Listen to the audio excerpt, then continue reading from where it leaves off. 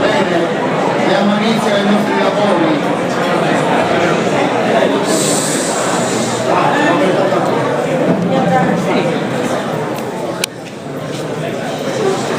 Poiché se perdo già un tecnici, non si perde sicuramente il vigilaio.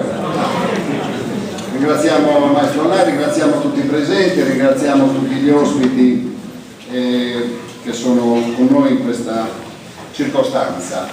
Non dobbiamo celebrare nulla, non c'è nessuna cerimonia, si tratta di un momento di incontro delle persone, delle comunità locali, dei loro rappresentanti istituzionali